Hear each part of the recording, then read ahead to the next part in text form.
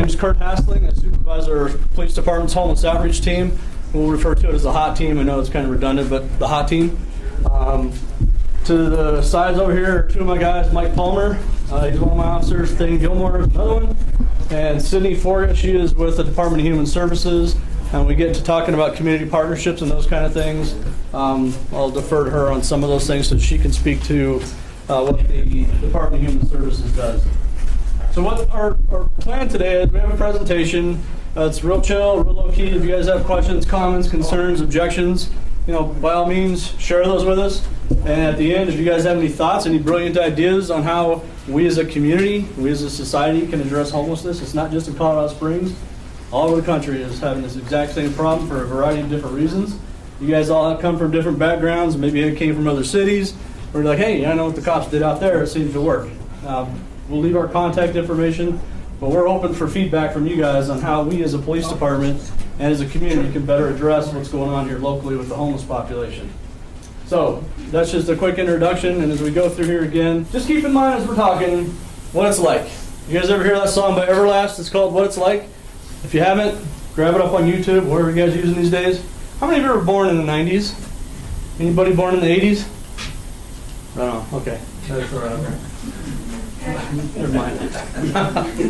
Carry on. Anyway, YouTube, what it's like. Just listen to the first verse. Talks kind of about a homeless dude begging for your money. And then the rest of the song goes on and on about what it's like.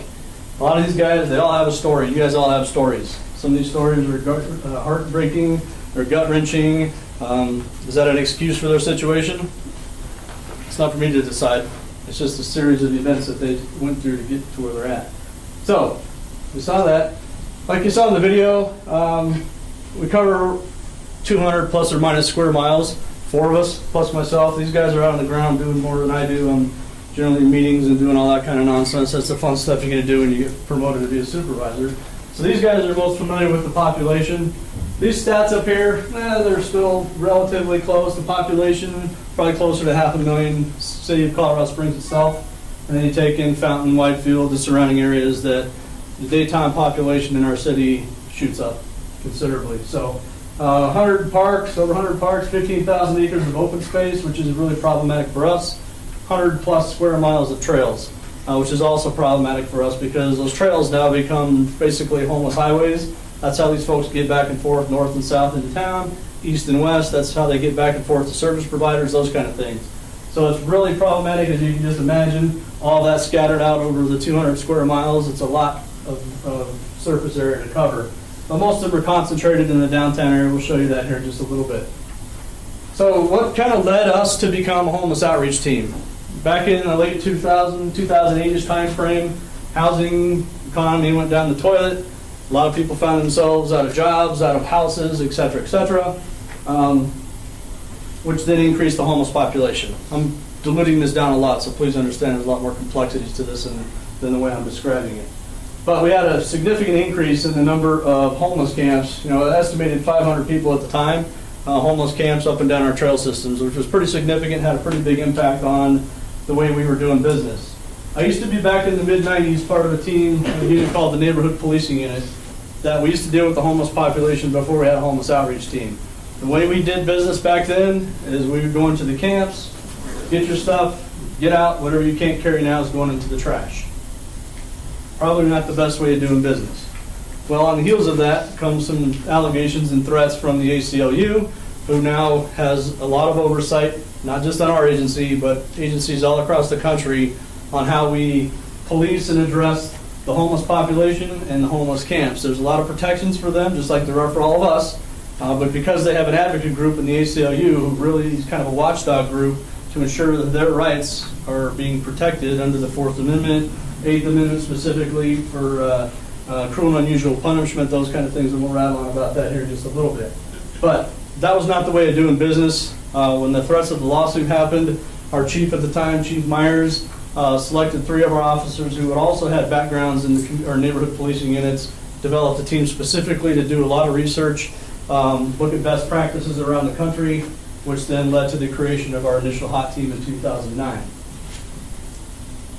Kind of the same thing I just touched base on. At the time, the ACLU said stop, so we didn't do anything. The police department was hands off completely, anything to do with the homeless population. The trash, the illegal camps, all the stuff, the petty crimes, the felony crimes we still dealt with, but a lot of the associated social disorder, if you will, and the quality of life in certain neighborhoods around town, we were basically more or less a stop order, told to cease and desist doing any of those kind of things. The creation of the HOT team, as it developed from its infancy stages, did a lot of research, did a lot of meetings at high levels with the ACLU, developed our policies and procedures, which we still follow today, which were in part, the ACLU had input into the creation of those policies, so we're protecting everybody's rights when we're dealing with the homeless population, as we should be. I don't have a problem with that. So, it says here, we backed off from doing any enforcement in those camping areas, and the population in the homeless camps just skyrocketed. And as you can imagine, when you have 500 homeless camps in a concentrated area, the kind of problems that you might have associated with that, whether it's from an environmental impact, from the human waste, the trash, the clothes, and all that stuff that gets thrown into the creek beds and the waterways and other places that it's not designed to go, became problematic. We could sit here and bore you with pictures all day. One pile of trash looks like another. But there's just some examples of some of the things we see. All this stuff here, all that is like food items, canned corn, probably green beans, oranges, apples, all this kind of stuff. Imagine going to your pantry and taking everything in your pantry, putting it in a big old box, taking it out and setting it on the side of the road for some homeless people to have. Okay? People from all over the city were doing that. There were boxes and boxes. Those were big, I'm not talking little boxes, big boxes of food. People were donating and just leaving it on the side of the road down there by Interstate 25 and Highway 24, kind of 8th Street area down in there. So what happens is, these people can't consume all that, nor do they want a lot of this stuff. What do I do with a can of creamed corn, right? I want to sell something. I want to use it, get money for meth and all this other kind of stuff. So this stuff just sits there. The clothes, you can look through there, and the picture you saw in the video and stuff, all this stuff here, all the charitable things that people are giving folks out here, that's the dead end of charity right there. Okay, you got, that poor man's cold, I'm going to give him a jacket. Well, guess what? He's going to take off the jacket he had on. He might put on a new jacket if he likes it, or he'll go sell it for meth, trade it for meth. It's going to end up over here.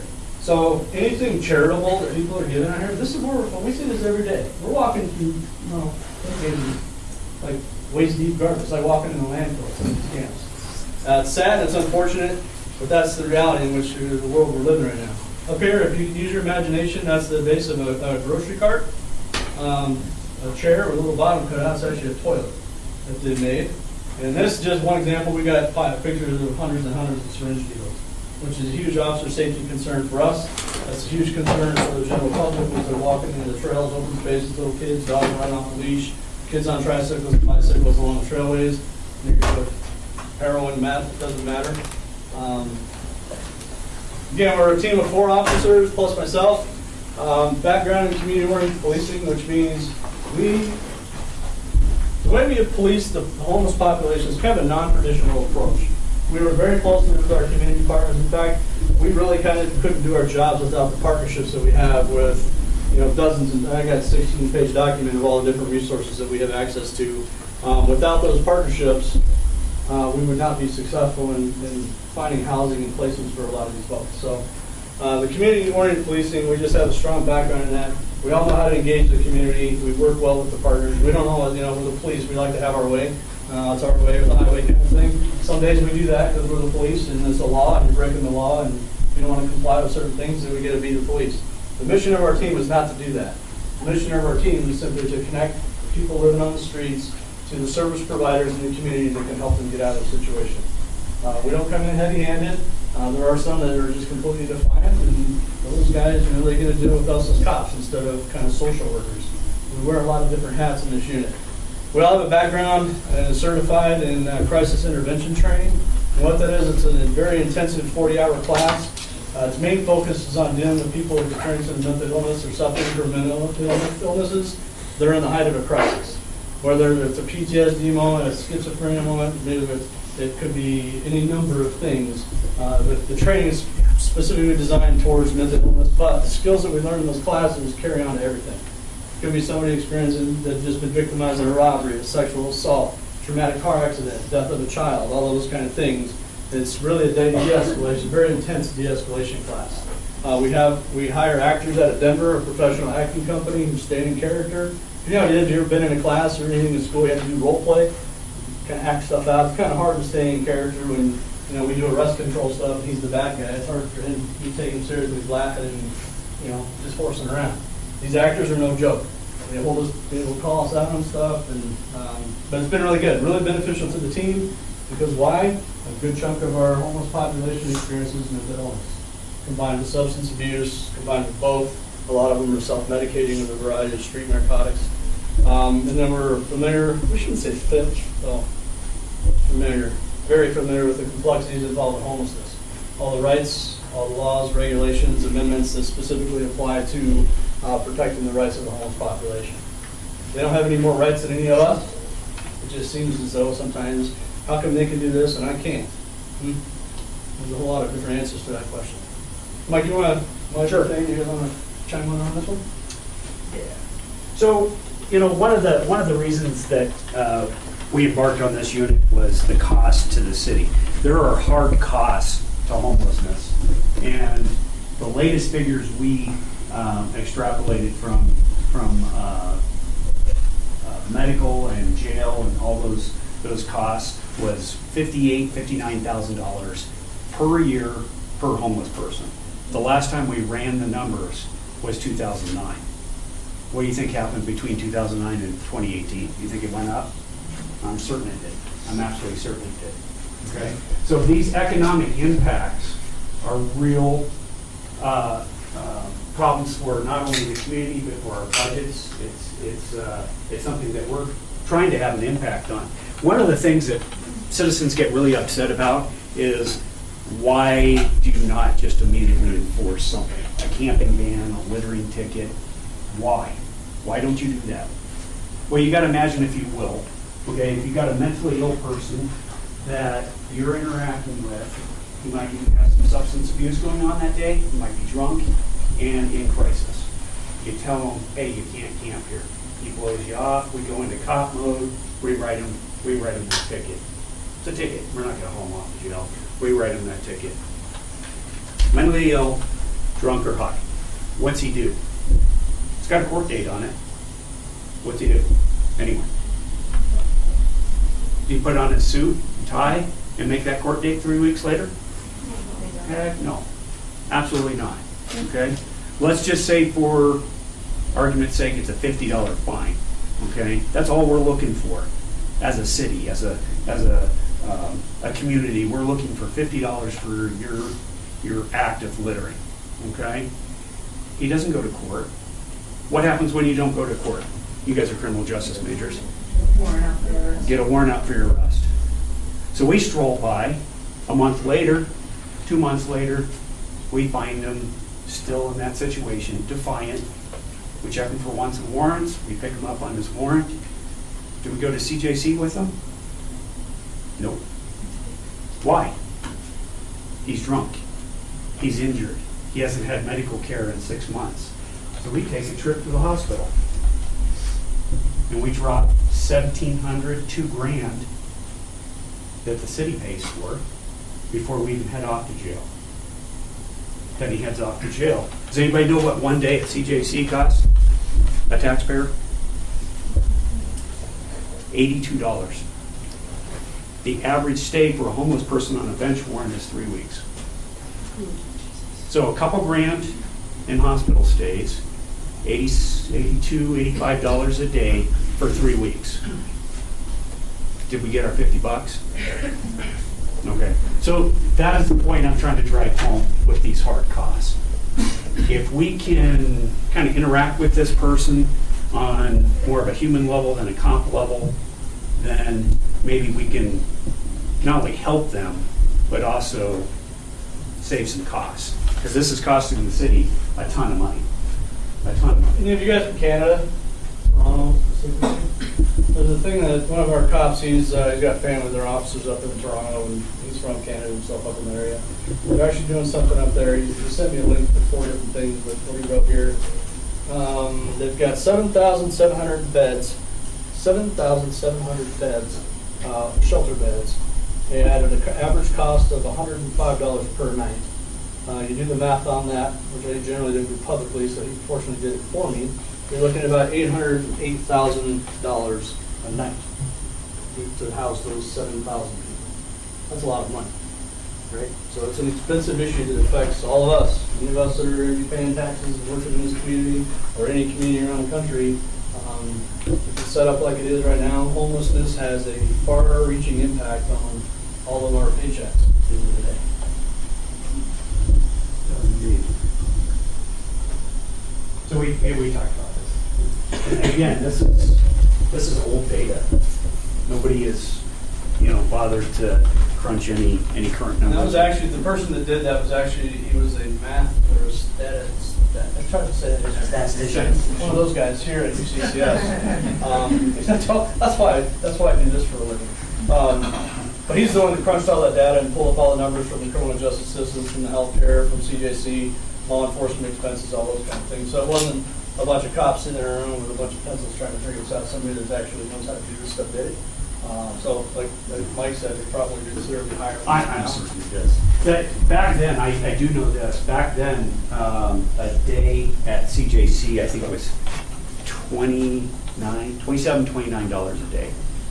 So we already know it's significantly higher than that. So all of these costs are higher. Okay. Has anybody heard of something called PID, point in time? For lack of a better term, it's a homeless census. One of the things that we do every year is we help Housing and Urban Development, HUD, and the United Way administer the PID survey. Its purpose is to get funding for communities. So if we can get some accurate numbers of people that are homeless or experiencing homelessness in Colorado Springs, that increases how much grant funding that we get from the federal government. So we try and do the best job that we can. So the purpose behind it is they pick one night, generally a very cold night. It's always in January, and we poll people where they were on that night, whether they were sheltered, couch surfing, living in a car, something untraditional than a true house. And then we present those numbers to the federal government, who gives us grant funding. What's getting more difficult about this is finding them, okay? We know where our tent dwellers are. Everybody knows where they are. If you pay attention, do it today when you're driving home from here. Take a look on the trail system, look off the interstate, and you'll see tents, okay? Those people we can find. What we're having trouble with now are people living in cars. There's a lot of those. And if you talk to them, most of them don't think they're homeless. They consider themselves to be sheltered because they are inside a car or an RV. Does anybody know why we're experiencing an increase in that? You guys watch local law, things that pass, change? Recently, El Paso County banned living in your car. They made it illegal. I don't know how many people they had living in their car in the county. I don't know if there's a lot of people, but it had a very significant impact on us because they had to go somewhere. And I think you guys probably know where that somewhere is. Okay, they live just outside our city, on our fringes, on our perimeter, on our borders. They moved into the city. They're now filling up parking lots. Do you guys know where the old Kmart used to be down here at Nevada and Fillmore? At the height of that, before we got a hold of the owners, it looked like an RV park. There was like 40, 50 RVs around it. Okay, so because those people are mobile in vehicles, very hard to get accurate times in this. Having said that, these are roughly our numbers based on 231. I didn't have note on there. That's actually the homeless juveniles under 21. So 238 of those, 9 of those unsheltered. So, but again, like Mike said, they're couch surfing. A lot of them are runaways from different places. They're bouncing around. They're almost impossible to find. We have Urban Peak that houses about 20. I think so. Those are no brainer. We can find those folks. So I just clarify the way we do the count. It's not like we don't do this. The police, we help do our part. We'll go into the camps, or we don't want the general public. This year, where they have 150 volunteers, I think. We'll have volunteers come out with us, some of the ones where we don't want them going by themselves because of safety reasons or whatever. So let's just say it's January 29th is the night. Obviously, we can't go out and count 1,500 people in the middle of the night in a January night. So what happens is that's the point of reference. So the week following, that's the way we do here locally, the week following, so maybe it's Thursday, and we'll find somebody, go, hey, where did you stay on Sunday night? So that's the way that works. We're referring back to that particular night, that point in time. That's why it's called point in time. Instead of, it's just a snapshot of where people were that particular night. So were you on a couch? Were you on in an actual shelter? Were you in a tent? Were you in your car? And how many pages is that thing? 5, 6 pages of the document? I mean, it collects all kinds of demographics. It's all voluntary. We can't make them answer the questions. If we tell them why the purpose of the survey is, so that more resources and more funding can come here to help programs that would ultimately support them if they choose to take advantage of it. But it self-reports on military service, mental illness, alcohol or substance abuse, those kind of things. And then, what is it, Pikes Peak United Way, it's community health partners now, we'll be doing it this year. They compile all that data and ship it off, like Mike said, to HUD, and then they crunch all the numbers and make sure that people aren't double counted, those kind of things. Pretty involved process. We do it in January. Generally, we don't get the final results until late April or early May. So you're looking at about a 2 or 3 month gap, and by the time we actually get the numbers back. We kind of do it in I think we do it in a more methodical way. I think we put a name to every homeless person that we have in Colorado Springs, and I think we have the luxury of doing that because we have almost an amount that's, we can reach out to each one of them. In LA, 50,000 homeless people, they are literally in the middle of the night going out, peeking under a bridge, counting heads, and that counts as a number. Kind of inaccurate, okay? Ours is a little better, but it's getting hard every year to get these numbers, to find these people. So, as you can see, our number of unsheltered, it's increased. It's increased dramatically. A lot of people keep asking us, why? Why here? Does anybody have any ideas why here? Housing market's going up. That's part of it. That's part of it. So, a lot of people ask us how many are native homeless and are people that came here for whatever reason and are now here and homeless.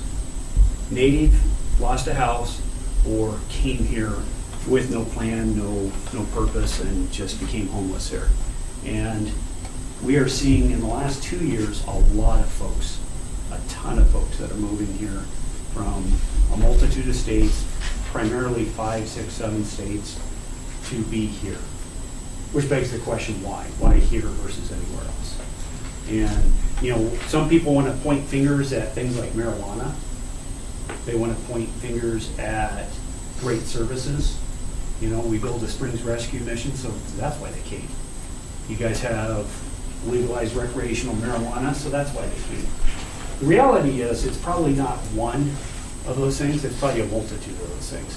And I think we initially had a homeless population problem in Colorado Springs because of simply the makeup of our city. How many people are from Colorado Springs here?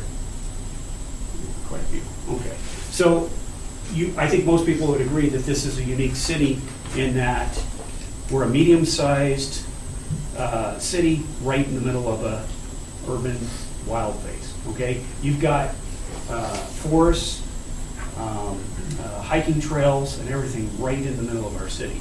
There are places around the country where you're just not going to see that. It's a concrete jungle, so to speak. Okay, so that lends itself. Why? You can hide in plain sight.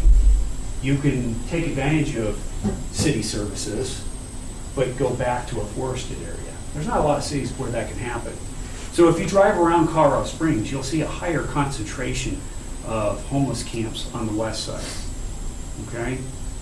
Where are the mountains? Where do the trees get heavier? Okay? So that lends itself to why we have, part of the reason why we have the problem. Okay? If you get out towards Powers and the trees start thinning out, there's less homeless people. There's also less services out there. Okay? Marijuana? Sure. Okay?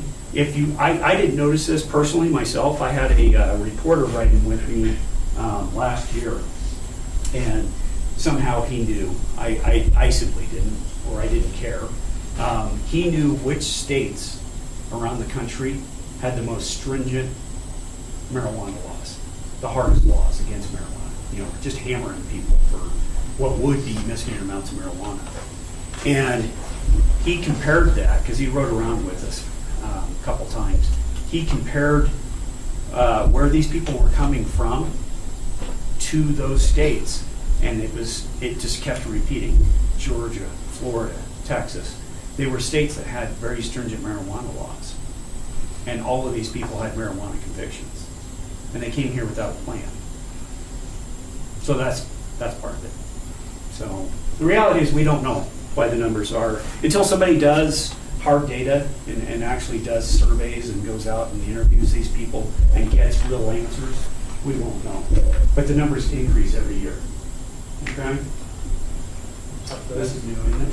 Yeah. This is just a snapshot of the city. Obviously, we don't have this mapping app on our phones. Every time we make contact with camps, we'll log it and it comes over the GPS location. Crime analysis does their deal, and our data entry people do their deal. Generally, you'll be able to see that it's a little clearer, but these are little tents. But each one of these doesn't represent a tent. It's just like hotspots. It's like this is kind of the downtown area, Motor City curve down and through here. Downtown general area, that's where the rescue mission, RJ Montgomery, two of those shelters are down there, all the service providers. But my purpose for wanting to have this is you can see that, and we don't even have them all logged up on the northeast side of town, but just how widespread it is. And it covers the entire city. This is a point of reference, Highway 24, going out towards Manatee Springs, Woodland Park, Interstate 25. This kind of gives you the idea of where they're at. So no part of the city is really untouched. And again, we don't even have them all mapped in here right now. So it's a bigger problem than just one little tiny part of the city. That was the idea behind it, just a visual demonstration. So, HUD kind of defines homelessness in types or specific people that fit into categories. Like anything government related, they like things to fit into nice, neat categories. Situational, just as it sounds, somebody has something, a bad event happen to them, and for whatever reason they leave a house. It might be a divorce, it might be a substance abuse problem. We see quite a few folks that are in that position. Those are the ones that I like to interact with, because there's generally something there that I can tap into and kind of pull them back out. Because I'm here to tell you, once somebody lives this lifestyle for a fair amount of time, it's really hard to pull them back out of it. It becomes a reality. They don't want to go inside. They don't want to hold a job anymore. And so the sooner we can interact with them and kind of get things turned around, we can have a more positive impact. So crisis, that doesn't impact us very often. That's more of a, something like, like a Waldo Canyon fire. Generally, people are able to bounce back from things like that. There isn't a long-term impact on them. Real quick, California right now, we have a big chunk of California on fire. Not all of them are billion-dollar houses, not all movie stars and actors. There's going to be regular people like all of us in there that may not have all that insurance money. Maybe their apartment's burned down, maybe they live in a trailer, maybe they were living in an RV park, something like that, and now they have nothing. So no insurance, no job, because maybe their place of employment just burned to the ground with everything else. So that would certainly be a crisis situation. I'd be willing to bet that because FEMA's not going to come in that fast, number one, to start dishing out money and building houses for people. It's just that we're still dealing with Waldo Canyon fire. People are still rebuilding from that. Same thing in Black Forest. I think the fortunate thing for our community, because the area was, most of those were kind of upper middle classy kind of neighborhoods that got burned down. It may not be the case out in California, where a lot of these people are just, it's a crisis, it's a life changer for them. Everything they own is gone, except maybe clothes on their back, which might be burned, I don't know. So it's a pretty significant thing, and it could be a short-term deal. It depends what kind of support services those people have. If they don't have the support services, or they don't have the life skills or coping mechanisms to help process, some kind of way out of that situation, they might be stuck in this little spiral here and never get out of it. It'll be tough for them to get out of it. It could happen to all of us, any of us in the room. That's what's scary about it all. When I think of people in this crisis situation, it doesn't necessarily have to be one of these big events for it to happen. I'll give you an example. This is my example for crisis. Is everybody familiar with the South Nevada corridor? It's got a rebirthing right now. We've got a Zoe's Kitchen, it's a Chick-fil-A. Most importantly, there's a Chick-fil-A. So a lot of things, a lot of good things, a lot of what most people would consider positive things happening down there.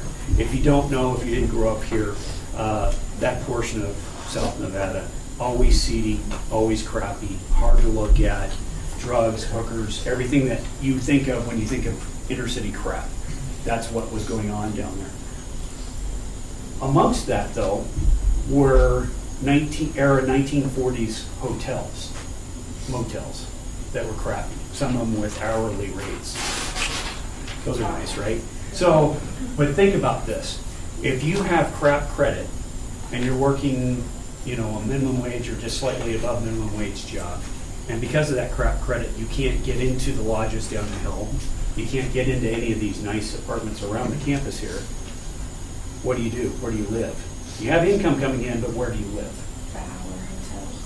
You live at those crappy hotels and you pay them $500 a week to stay there, which is stupid because they're ghetto, but that's what they were able to get into.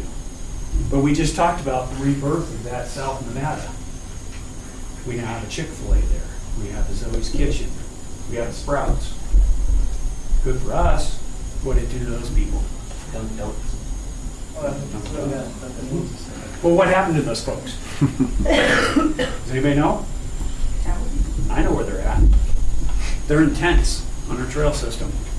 They still have income coming in, but they cannot afford to get into anything now. Nothing. They're still working. They have income coming in, but they're tent dwellers on our trail system. Kind of sad. So when I think of crisis, I think of that, okay? It's the loss of low-income housing, okay? It's not the greatest housing, but it's what they had. It's what they had. So there are unintended consequences to things getting better. When you think of urban redevelopment, everybody gets excited because, we're getting a mall, a restaurant, a coffee shop. It does have impact on other people. It really does. Okay? Everybody knows the chronic. Okay? You've seen somebody pushing a shopping cart around, wearing 16 layers of clothes when it's 82 degrees out? That's your chronic homeless. Okay? What's your primary cause of a chronic homeless person? Mental health and substance abuse. Okay? These are the toughest ones for us to impact because it's what they know and they're perfectly comfortable doing it. And it's a really difficult situation to break through to some of these folks. It really is. And we do our best to have an impact on those folks. But they are honestly the folks that we have to spend the most time with to have a breakthrough. Whoops. Okay? And then this final one here, these are kind of interesting. Anybody ever hear the term of a traveler? What a traveler is? So that's a homeless person that generally they're in their 20s. They're about the age of everybody in this room. They are just living the lifestyle. They're very happy doing this. They're traveling the country, hitchhiking, panhandling, smoking weed, enjoying life. They're usually happy-go-lucky people. We don't get a lot of, they don't give us a lot of hard time, but they don't want any services from us, and they're not very motivated to become citizens of our city. They're just here temporarily, and then they're going to move on to another community. You're kind of like the modern day version of the typical 60s hippies kind of people. Yeah. Just kind of peace and do their thing and whatever. So,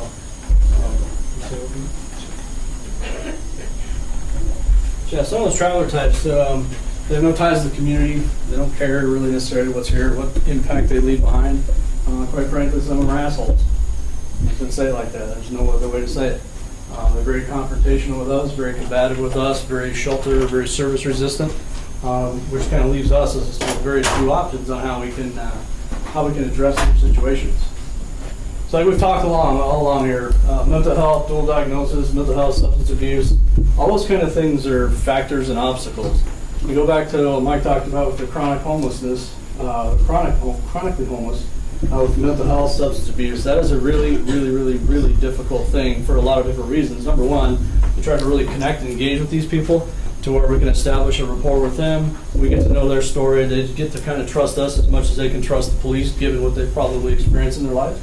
But that's the goal of our team, is we try to develop that trust and that rapport with these people so that, we may have to talk to them 5, 10, 15. I think there was a study one time that it's up to as high as 30 contacts, law enforcement contacts, before we can kind of now at least spark a little bit of an interest in these people to start moving forward to take advantage of what we've been trying to tell them that we have to offer them.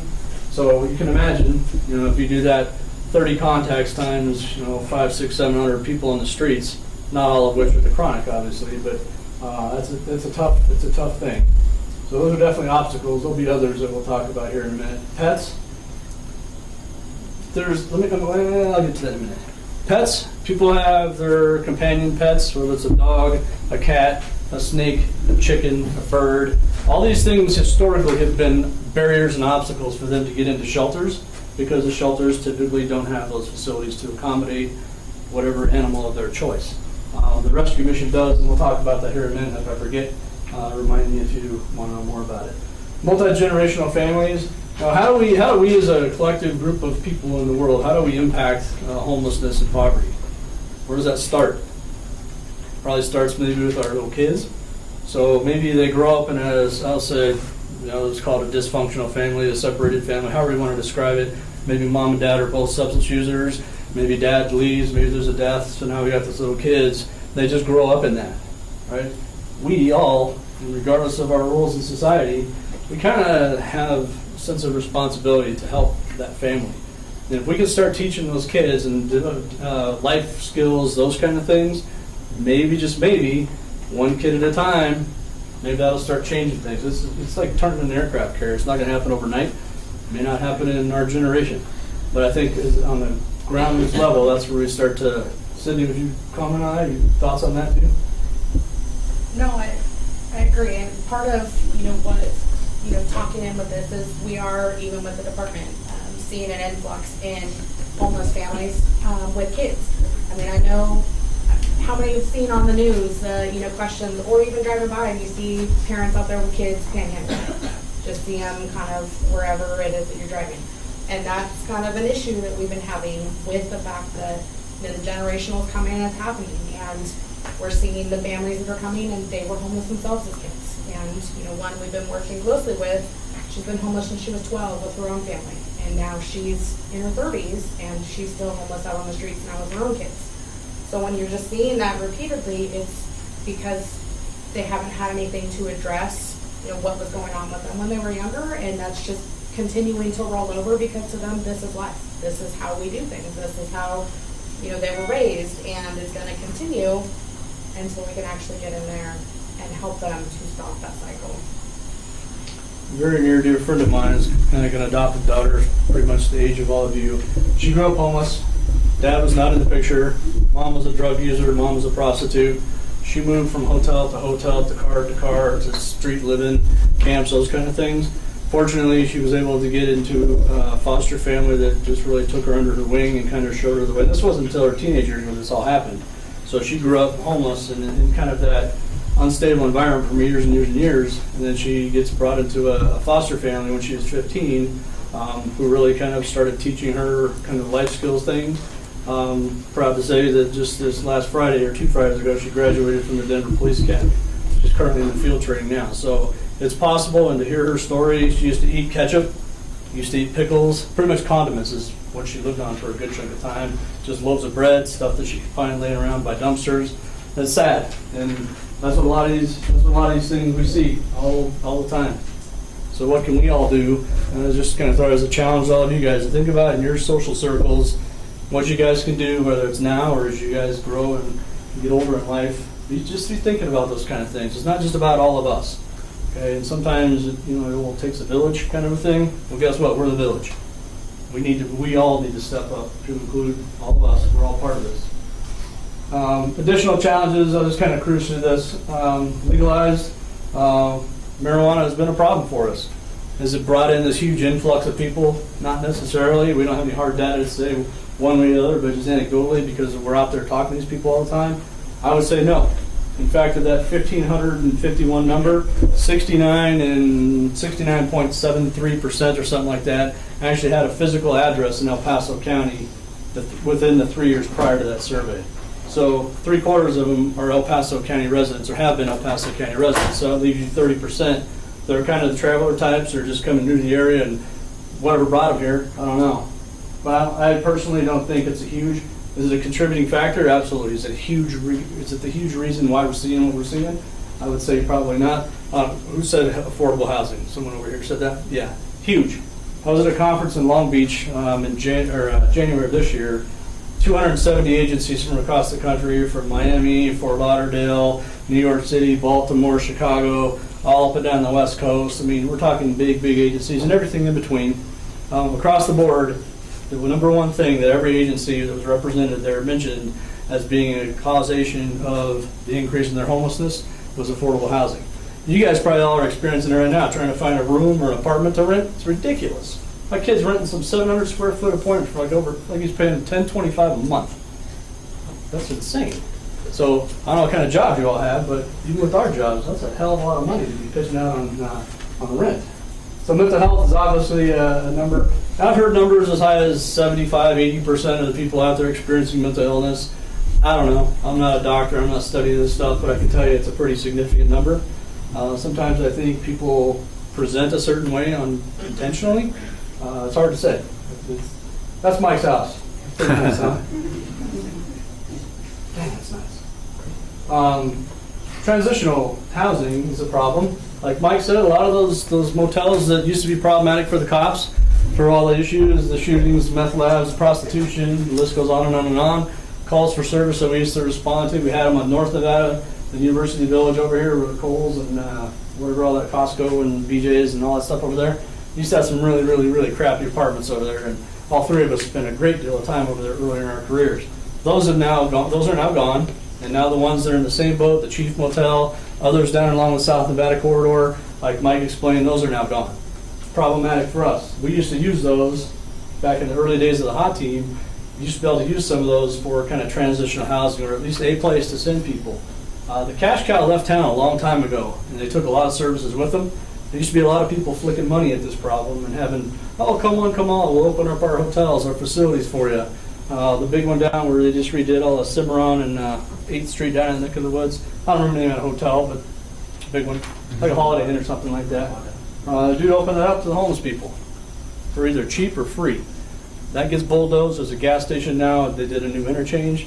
That had a huge impact on places for these people to go. So where do they go? All right, that's the question. That's the middle of our question. So if any of you guys have this brilliant answer for that, kudos to you, and I can't wait to work with you guys. This will be cool. Challenges, again, affordable housing. These are probably a little bit older, but I think this number here is probably pretty accurate. It might be pushing up closer to 1,100 now, and that's used to be just in a kind of regular old neighborhood, one-bedroom apartment kind of a thing. Challenges for these folks: they're sex offenders, they're felons. Their credit sucks for a whole long list of things when they go to fill out an application. If they can fill out the application, if they have the skills to do that, some don't.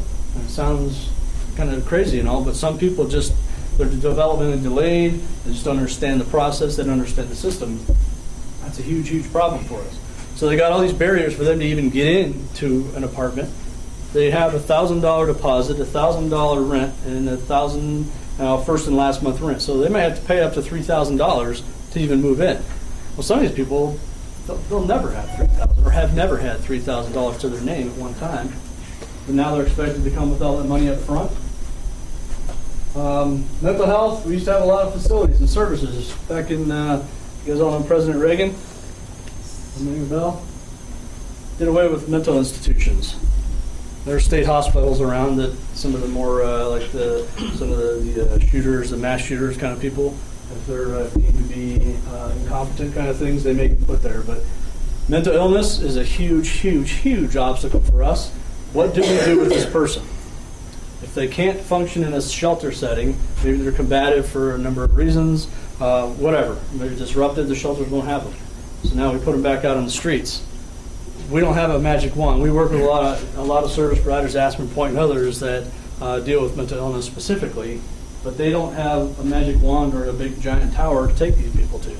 So many times these folks slip through the cracks, and then they become the chronically homeless that we see year after year after year after year.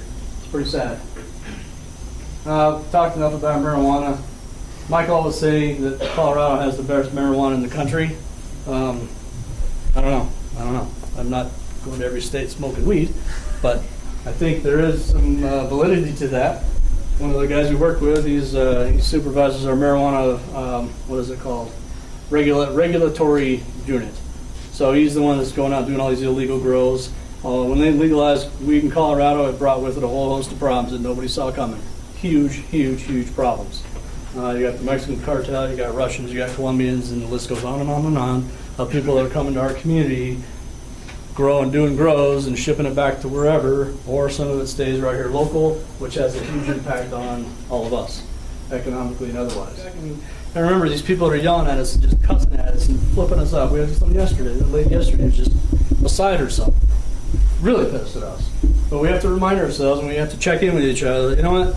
That person is probably or is experiencing mental illness. So you can't be mad at that person, which is where our crisis intervention training comes in to try to de-escalate some things. Sometimes it's better for us just to disengage. If we're not committing a crime, we're not going to keep pressing unless we have a reason to press. Then absolutely we'll do that all day long. But in this particular case, it was more just a consensual contact kind of a thing. Well, not so much, but after a few choice words and her flipping us off, we're like, oh. But then Mike reminded all of us, and me certainly, that, you know what, we got to keep that in mind, that the mental illness is a huge, huge factor in all of this stuff. So partnerships, this is where I'll have Cindy come in here in just a second. We as the police can't do any of this stuff without our partners. We have dozens and dozens and dozens and dozens, maybe hundreds and hundreds of service providers that we work with on an everyday basis. We try to work with the homeless people first and foremost. They're partners in all of this. We work with advocate groups that involve the homeless people themselves. What do they need from us? What do you need? What do you need? What do you need? What do you need? Well, sometimes when people ask you that, what do you need? I don't need anything. How about we change the question a little bit? What kind of support do you need? What kind of support can we offer you? Saying the same thing, but when you say, what do you need? It almost makes it sound like I'm helpless and I can't figure things out on my own. But hey, what kind of support you need? You need clothes, you need food, you need money, you need to get somewhere to take a shower, you need to get up to the service center up here on Garner Gods Road to help apply for food stamps and other kind of things, instead of just help. Because I think if you, at least in me, and I hear people say it, help, help, help. It's almost like we're up here speaking down to people, like I'm here to help you, you're here to save the day. No, we're here to support you. What can we do to support you? How can we do that? Maybe, maybe not. I don't know. Maybe I'm just bad. Community, obviously, all of us, we rely heavily on the community. We are in the crosshairs of everything. All things homeless are right on us every single day. It's good, it's bad, it's hateful, it's nice, it's thank you for this, it's F you for that. We are literally walking a piano wire every single day on which side of the equation we're going to be on. Are we going to be law enforcement, or are we going to be over here and we're going to do the humanitarian outreach piece of things? It's a fine line that we have to walk every single day, and we hear it from all ends of the community. We hear it from our internal staff. We hear it from our own cops. But it's all of us. It's an issue that we all have to address. Service providers, and of course us as the police. Now, service providers, it doesn't really apply to you guys. Partnerships are two-way streets, and I'll have Sydney talk about that here in just a second. You know, we know what we need from the police, what we, the police, need from our service partners. We need the support from them to give us access to funding, to bus tickets, to food, to pantries, those kind of things. We also need things from them. They need things from us. How can we be there to support them? And they call us. They all have our cell phones. They call us direct. Hey, can you come over and talk to whoever? Hey, what about this? Hey, can you guys show up at this presentation? Hey, can you answer this question? Hey, can you go check on this family or these kids over here? So it's a two-way street, and that's the only way this is going to work, is that everybody goes back to the community policing thing again. It's not just the police out here. This is absolutely, let me remind you to say that again, this is absolutely not a police issue to solve. It's absolutely not the city of Colorado Springs issues to solve. It's a societal thing. Everybody has a piece of this puzzle. And people look to the cops, people look to the city, what are you guys going to do to fix it? We're not going to do anything. We'll do our part. There's a big old piece of the puzzle, or there's a big puzzle, and we're about this big of a piece. We're at the tip of the spear every single day. We're in the camps with these people doing all those kind of things. What's happening behind the scenes? Who's working on affordable housing? Who's working on transitional housing? Who's working on permanent supportive housing? Who's working on transportation issues? Who's working on this? Who's working on that? That's out of our wheelhouse. We know what we can do on the ground from law enforcement side of things and connecting these folks with the provider. So it's a huge thing. I'm very passionate about that, and I'm absolutely a firm believer that probably more people in our community, as far as providers, really need to step up and deliver what they say they'll do. Quite frankly, a lot of them haven't. We've taken people to some of these services that say, oh, we can help you, we can help you.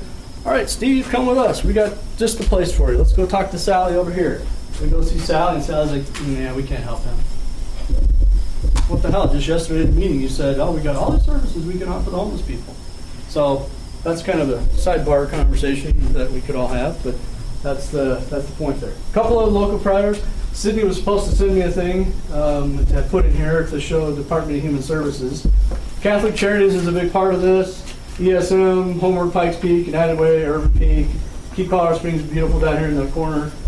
Rescue Mission, of course, Salvation Army, our city's code enforcement quality life team. You see all the trash and stuff on the side of the roads and up and down the trail systems. They're the ones that pick all that stuff up. It's nasty, it's disgusting. Those guys are completely underpaid and understaffed, but God bless them for what they do. They're on our heels all the time. We'll do the camps, we'll get the people out of the camps, do the process that we have to do, and then they come in with their trucks and bulldozers and all this stuff to clean up all that stuff with the needles, the human waste, just the rotten food, the clothes.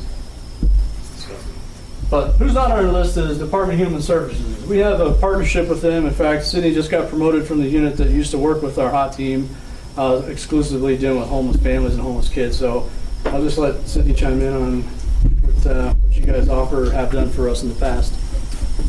So I kind of want to bring it back a little bit to what Mike talked about earlier about, just going out and issuing the littering ticket.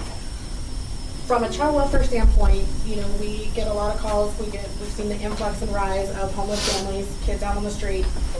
And, the question always gets brought in on why aren't you out there removing these kids? Why aren't you taking them, getting them away from these situations and, just kind of be the end all? Well, we could do that. We could just go in and remove every kid we see out on the streets. But now you're looking at, okay, what is that without obviously the immediate where there's certain situations that are extreme, but what are you doing to that family that obviously is already in, a world situation that is they're at the bottom and they're on the streets, they have the income, they may have a job, they may be doing the steps, but they're unable to, make that final hurdle.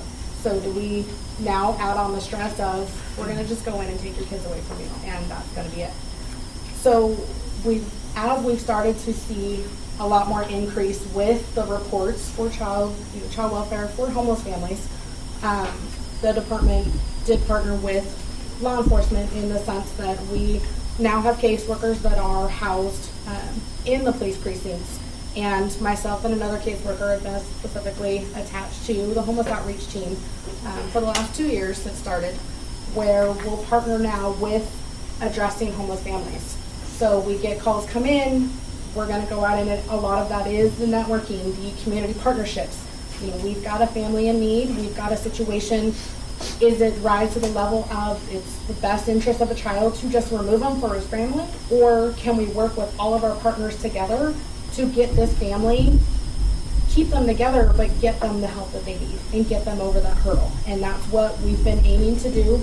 And that's what this partnership has done, is allowed us to utilize everyone possible to assist with these situations that we're seeing more and more that are coming. And that's been the big push in ensuring that we've got partners doing the outreach, as much as possible of how can we help not just families, because there's been plenty of times where we're out, for other situations, but how can we help everyone in getting over those last hurdles and getting them in. And so a lot of what we've done, even when we do, there's times where there's camp cleanups or there's, outreach in that way, the department will bring them out because we recognize a lot of people aren't able to just go up to Garden of the Gods and go fill out all the paperwork and go make sure you have your benefits, or go make sure if you're a veteran, you're getting all the services that you're entitled to. It's easier said than done. And when you're homeless and you don't have the transportation, or you don't have the ability to fill out the applications, or, you know, the system is difficult. I mean, I myself have to rely on others to be like, how do I get the TANF for this person? Or how do I, you know, it's a lot of paperwork. It's a lot of steps to jump through. So we're bringing, you know, collaborative teams that are coming out to do the outreach in these camps. Can we get you the services? Are you eligible for this? Do you have an ID? Because a lot of times it's, you know, a factor of something like that. So it's, you know, we're definitely there's always room for improvement. There's, I mean, the partnerships, the agencies, the support, the funding is always going to be a need, but it, you know, we are trying and making those strides. But it is, you know, as we've talked about, it's the community effort. I mean, the more people we have involved that are helping to support, the better off in the longevity, especially when we're looking at starting with the little ones to stop the generational. That's going to be where it comes into play. But show of hands, excuse me, there's no right or wrong answer. How many of you might think that it would be neglectful to have a 3-year-old girl living in a homeless camp? How many of you think that would be kind of neglectful? The answer is it kind of depends. In and of itself, on the surface, I mean, I'm thinking this, it seems kind of obvious to me, but it's really not. If the mom's providing, there's food, the kid's clothed, all these other variables come into play. Just because the kid is homeless and the family's homeless doesn't automatically make it a neglectful situation, doesn't automatically make it a crime. But that being said, when we come across those types of situations, we do our on-scene assessment and make a determination, you know, okay, this just doesn't feel right because, oh, by the way, there's a bunch of needles laying around the bottom of the tent. Hello, that becomes kind of a no-brainer. But if short of that, and it's just like, okay, it's kind of clean for a homeless camp, we'll rely on Sydney and her staff to come out and also make connection with the family and see, okay, what can we do to maybe help this family change their situation, maybe get them into a hotel, motel for, you know, a week's period of time while they work with a caseworker to see what resources they might be have access to. So it kind of depends. There are the real obvious ones, but then there's the ones that are like, I'm not really so sure this meets all those statutory requirements for a neglect or abuse case. Just quickly, our team back in the early days of the hot team, we used to be like way up here, like the platinum level, like we were the cat's meow of homeless outreach teams. Our teams had the luxury of training agencies all over the country. There's a couple listed here. Our team won an award, a national award, Herman Goldstein Award for community policing, problem-oriented policing, which at the time was a huge, huge, huge thing for our organization to be recognized with. And it was all based on the way our team was formed and the partnerships and the way we worked and the way we were addressing the homeless situation. We're still very good. We're still well respected in the community as far as a team. Nationally, we've kind of fallen off that high level, that peak, but we're certainly working to get ourselves back. There's a lot of variables that come into that I won't get into now, but enforcement is kind of our last thing. You know, we don't want to get in and go in here heavy-handed, like I said when we first started. You know, our first goal is to try to connect these folks with resources. Ultimately, get them off the streets on however we can do that, and however we can help facilitate that. Now, camping, I won't get into this whole thing because it really doesn't, really kind of isn't really relevant, but we have to distinguish, the team and I have to distinguish between, are they on public property or are they on public property or private property? Sounds stupid and all, but on the trail system, for example, literally I could be walking like this and I'm in the city. I keep walking like this, I'm in the county. Oh, now I'm on utilities property. Now I'm on private property. Now I'm on railroad property. Now I'm on CDOT property. I kid you not. And a little bit of space, huh? Yeah. So we're kicking the can. We're like, okay, well, it matters when it comes to an enforcement issue. Do we have the authority to be there? If it's on private property, we have to secure private property enforcement letters, which then gives us the authority to be on that person's property to address homeless issues. So it's really, we have to navigate that every single day. It's a pain in the butt, but that's what we do every day. That's what I talked about, our maps, and we can GPS ourselves and see our little blue dot exactly where we're standing within 16 feet. Sometimes it's right on. But it matters to us, especially when we're taking enforcement action. It's a big deal. But again, we're trying to, being homeless isn't a crime. It's absolutely not a crime. There are life-sustaining things that we all do. We all sleep. We all have to use the restroom in some fashion. We all have to eat. Those kind of things, we all have to do those. Everybody does. There's protocols and things. There's things with the 8th Amendment. There's things that regulate when and we can and can't arrest people if they're sleeping on the sidewalk, sleeping in the parks. in the alleys, under the bridges, on the trail systems. There's things that come into play before we could take enforcement on that. Is there shelter space available? Number one. We can't do any enforcement action for camping on public property specifically if we have nowhere for them to go, no other alternatives for them to go to. In which case now we do. And a lot of these folks are choosing to stay out there, so they're going to get to see the police side of us here soon. But what we do, again, is the goal and the mission of our team is not to arrest people. That is kind of the last resort. Now, you have a different set of cops come in here that are patrol cops that come in here and do this every single day. Absolutely. We're here. We're law enforcement. There's a law being broken. I have probable cause, and I think it's the best thing for the situation. I'm going to arrest this person. At the end of the day, is that really the best thing, to arrest a homeless person who can't pay a fine, wasn't going to go to jail, isn't going to make community service, et cetera, et cetera? Or do we take a little extra time and go, what kind of things do you need? What support services do you need that will help change your situation? Who can we have you talk to? Who can we bring to you? Wow, that's mind-blowing for law enforcement to work like that. Again, it's a non-traditional policing approach when we're dealing.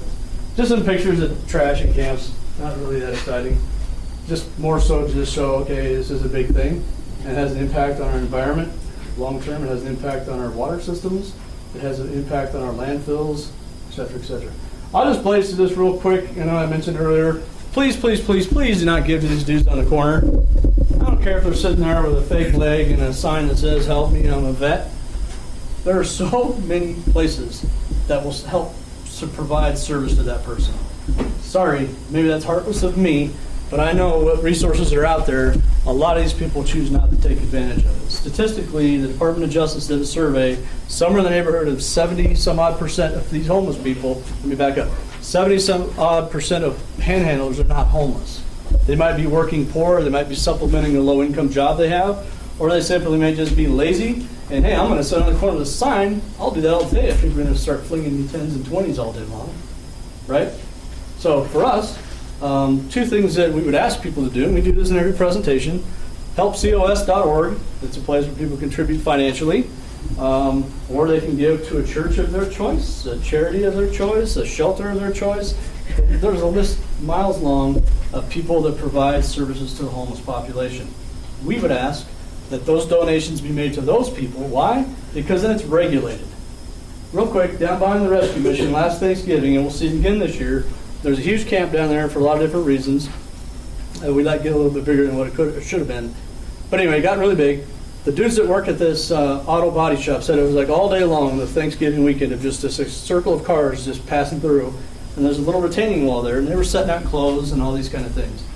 They were putting fully cooked turkeys out on that wall. Found 5 fully cooked turkeys in the dirt the week after Thanksgiving. Really? Come on. People need that. If you could have taken that to the homeless, to the shelter, the soup kitchen, they could have cooked it, maybe they could have served it and given it to the people who would actually eat it instead of flicking it into the dirt. How about you guys? That pisses me off. It makes me not want to give them anything. But if you feel so compelled, we have a very generous community. And it's a great thing we have it. But again, I plead to you guys, because of the pictures I've showed you and the things we've talked about, it ends up. It's a dead end of charity. It's not going to go anywhere. I want to make sure we have enough time for you guys to have answer some questions here. If you have questions about panhandling, by all means, we'll answer it. Kind of things that we do, we're not judging these people. I told you a little bit ago, I'm not here to change anybody's opinion of homelessness or homeless people. Every one of these folks has a story, just like we all do. Making a relationship, like we're not going to hang out with these people or anything like that, but professional relationship, like you know what I'm talking about.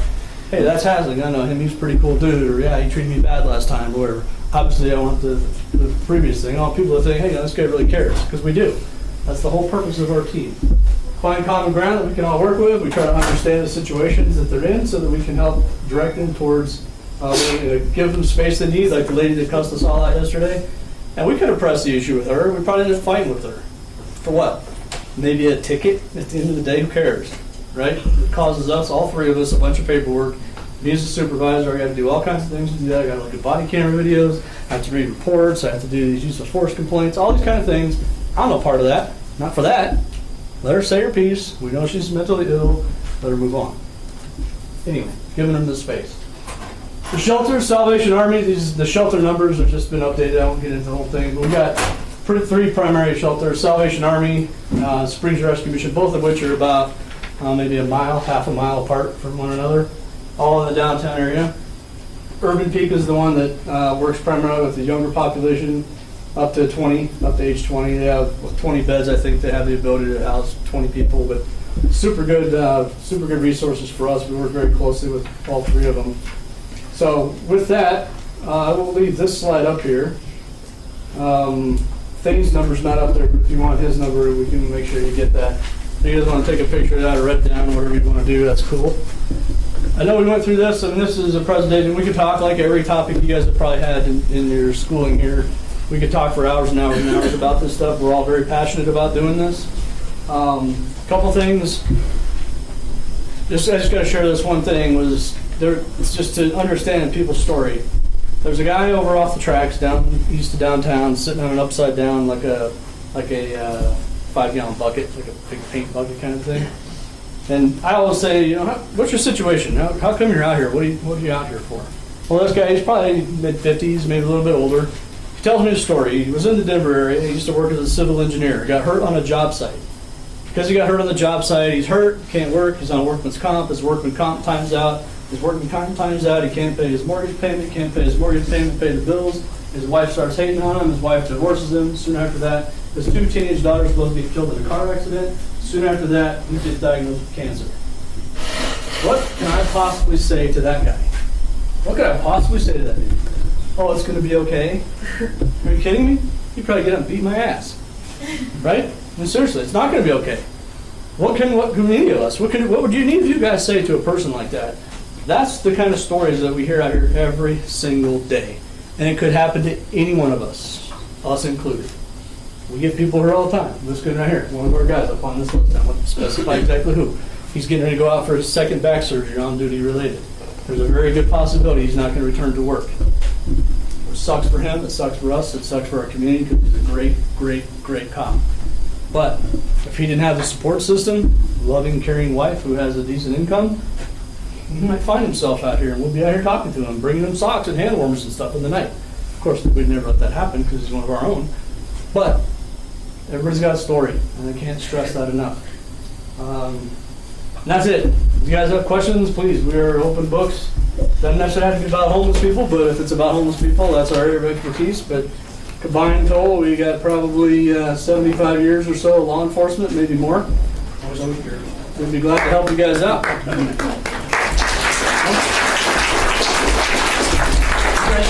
You guys want to help me screw with my daughter?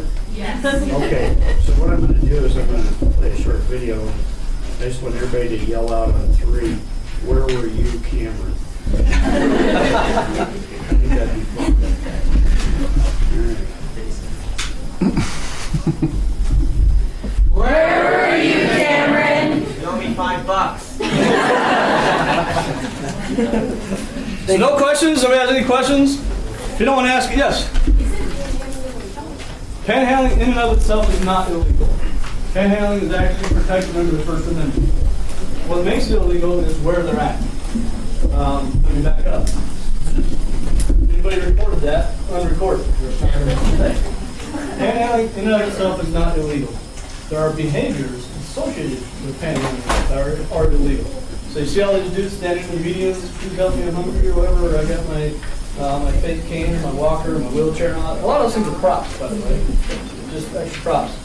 But what makes the behavior illegal is the dimensions of the median. There's passed an ordinance. It's actually a pedestrian safety thing that has nothing to do with panhandling. It's designed to keep panhandlers off of that because if they slip off those rounded medians, they're less than 3 feet or some weird dimension like that. I fall into traffic and I get hit by a bus. That's the design of that whole thing. So the only place you're going to see where people can't stand on those medians is if it meets the criteria, a slope of I think it's 4 degrees or some weird thing like that, plus dimension that it has to be less than 36 inches or something like that. Pretty specific. And there's city engineering people around measure all that stuff out. And you'll see the sign that has to be signed before the police can do anything about it. It'll say unlawful to occupy median with a white sign about yay big. Most of them in graffiti by now. That's the only time. But panhandling in and of itself is not an illegal act. They can be anywhere. If it's not posted, they can stand there all day long. Austin Bluffs and Academy, the medians I think both ways are posted. North and south on Academy, I think might be. You'll see some that aren't, simply because they're state highways, Academy's a state highway. The State Department, the state CDOT, they're not necessarily on board with what we're doing right now. So there's a lot of red tape and levels way above me trying to sort through all that to try to get the state to post their highways that meet the criteria. So, kind of answer your question a little bit. So do you guys wonder why they do it? How lucrative do you think it is? It's pretty lucrative. How lucrative? About at least like 24 grand a year sometimes. So I'll give you an example. I was training a sheriff's deputy to do what we do. Their agency doesn't have homeless outreach, but they're kind of forging some inroads into doing it. So I met him up on the north end of town. If you guys aren't familiar with it, Voyager and Academy, where those meet, there's a lot of folks there that panhandle. If you don't know, none of them are Colorado Springs residents. They're from Denver. They drive down, park their car behind the Diamond Shamrock, and then go to the median. Right around 7 o'clock in the morning, they get in fist fights with one another for that top spot. But it's lucrative. So while I'm training him, I was tied up on something. He hears a call of female versus female disturbance in the center median, which, of course, to us means two of our panhandlers are fighting. So he goes over there and deals with it. I didn't get to see this, but this is what he reported back to me. He gets there, the fight, so to speak, was unfounded. That's not what was happening. So an older panhandler slipped on the steep median, and she started to fall down. The younger panhandler turned out to be her daughter that was panhandling with her, helped her up. Somebody passing by perceived that as a disturbance. So in the 45 seconds to a minute and a half that he interacted with this mother and daughter, people driving by saw this couple getting hassled by the police. They got a $50 bill, a $100 bill, and a stack of 20s. About $200 or $300 in about a minute and a half. They didn't like the fact that the police were talking to them, so they wanted to stick it to the man, and so it's lucrative. It's very lucrative. But don't get any ideas this week. So, did you have a question? It is. Yeah, my question was, in the winter time, how do y'all treat juveniles different? So like you use the example of the 3-year-old, but in the winter it's a lot harder to keep a heater in the tent. True. So do you just take the child, or do you take the family? That would definitely be a call. If the last couple of nights was down in single digits, if we came across a 3-year-old in a camp, that would be one where obviously we would assess it initially without fail, because we're mandatory reporters for those kind of things. We would make a phone call to the Department of Human Services. They would make an assessment overall with the overall conditions, the totality of the circumstances. The goal and the idea is that we're not taking the child to break up the family. Right. Their office, correct me if I'm wrong, but would work with that family. Okay, what services, what do you have, whatever questions they would have for screening that particular situation. But just to go on and snatch the kid and run off with them to some foster home somewhere, very unlikely. In fact, it's pretty difficult sometimes to remove a kid from a family, short of a very obvious abuse or a sex abuse kind of a situation. The goal is to keep family preservation, to keep those families together. Okay. That's where her office comes in to try to manage all of that. In a lot of those situations, we'll even look at, like as we talked about, not just going in to remove a kid, but we're going to talk to the family on, okay, it is really cold out tonight.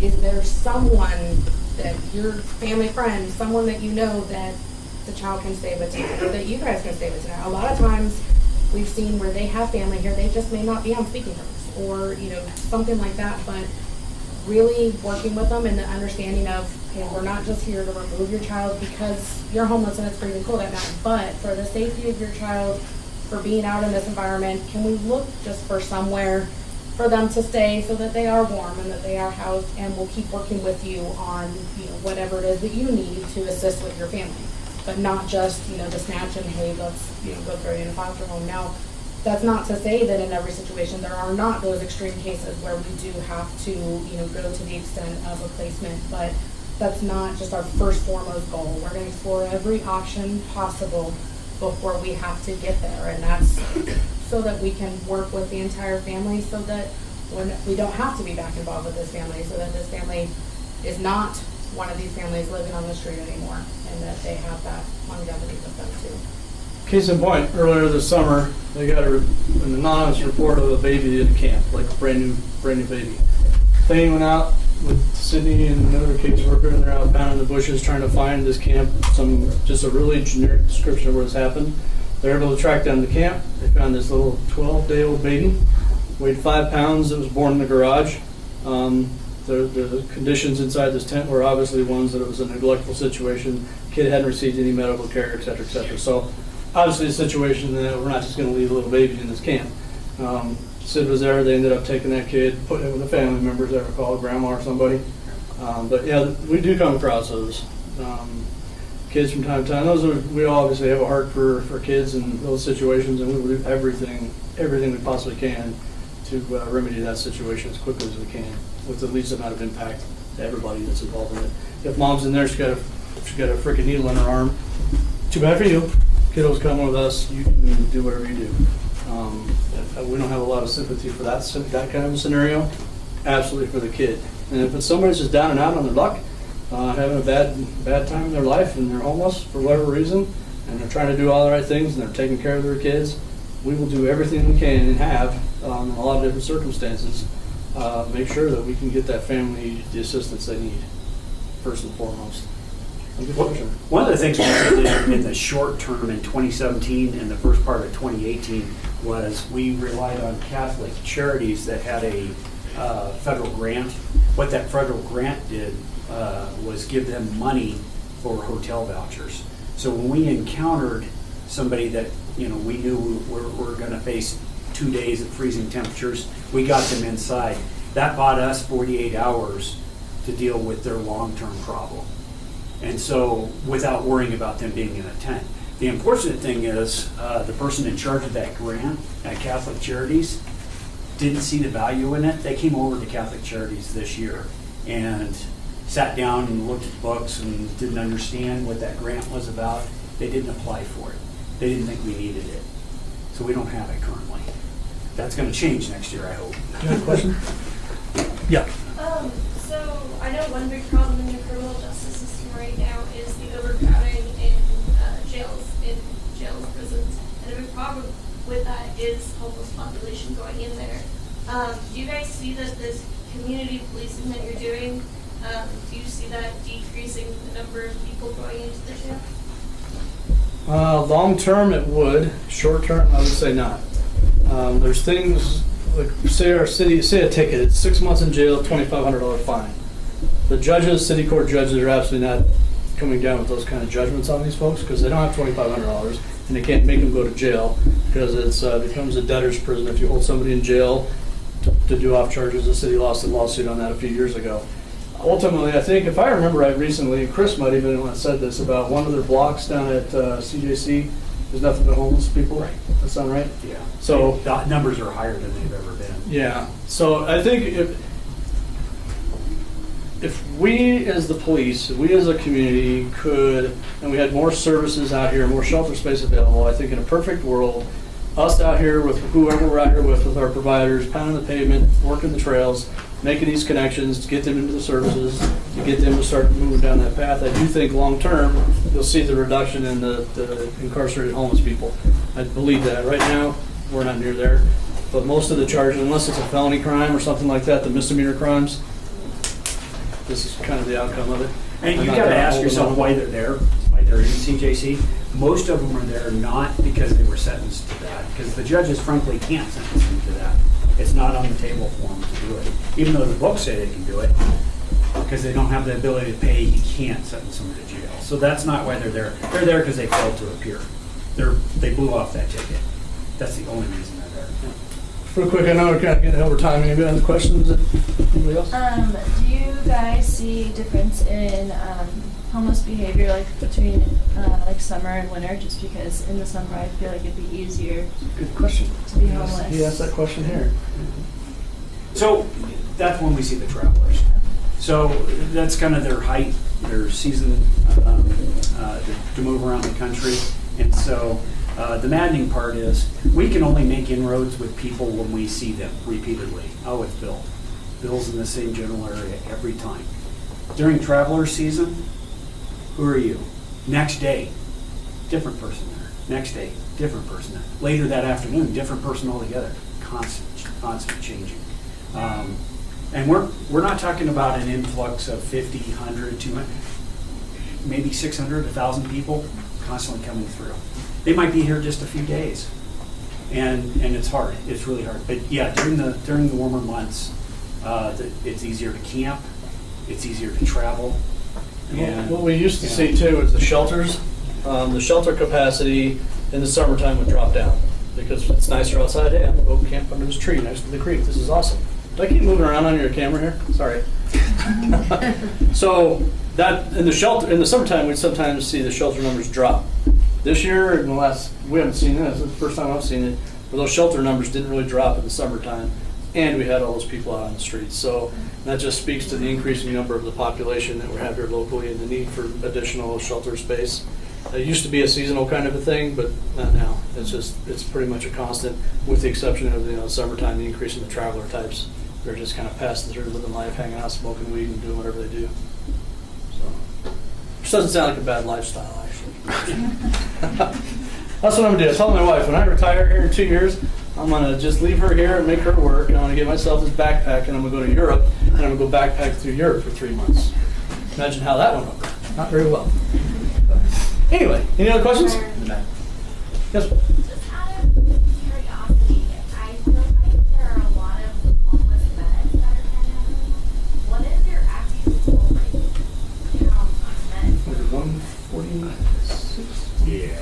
I think when we did the point in time survey in January, pretty close. I'm pretty sure this is accurate. There's 146 homeless vets that were part of that study or that census, essentially. And of that number, it's pretty low. If I remember, it's below 50. They're actually living. I mean, it's still too high. Don't get me wrong, but I even think it's might even be into the 40s of homeless vets that we're dealing with out on the streets. And there's a lot of services out there. A lot of these people have been burned by the VA. They want nothing to do with it.